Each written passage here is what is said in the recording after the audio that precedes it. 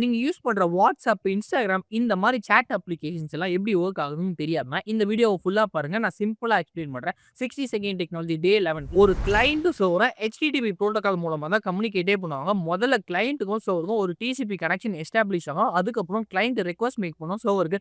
அந்த ரிக்வெஸ்ட்க்கு server response அனுப்பும். இந்த கம்யூனிகேஷன் முடிஞ்சதுக்கப்புறம் அந்த கனெக்ஷன் வந்து டெர்மினேட் ஆயிடும். இத ஒன் வே கம்யூனிகேஷன்னு சொல்லுவாங்க. இந்த HTTP புரோட்டோகால் சாட் அப்ளிகேஷனுக்கு எஃபிஷியன்ட்டா இருக்காது. அதனால தான் சாக்கெட்ஸ் யூஸ் பண்றாங்க. சாக்கெட்ஸ்ன்றது ஒரு டெக்னாலஜி கிடையாது.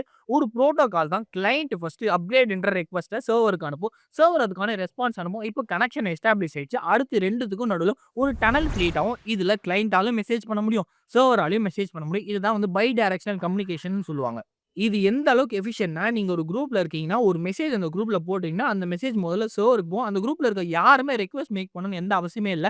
அப்படியே அந்த மெசேஜ் எல்லாமே எல்லாருமே வந்து சேர்ந்துரும். இந்த சாக்கெட்ஸ் ட்ரேடிங்லலாம் கூட யூஸ் பண்றாங்க. ஒவ்வொரு செகண்டுக்குமே ஒவ்வொரு ஷேருடைய பிரைஸ் மாறிட்டே இருக்கும். அது எல்லாத்தையும் ரிஃப்ளெக்ட் பண்ணணும்னா சாக்கெட்ஸ் மூலமா மட்டும் தான் ரிஃப்ளெக்ட் பண்ண முடியும். இது உங்க ஃபிரெண்ட்ஸ்க்கும் ஷேர் பண்ணுங்க. Happy learning.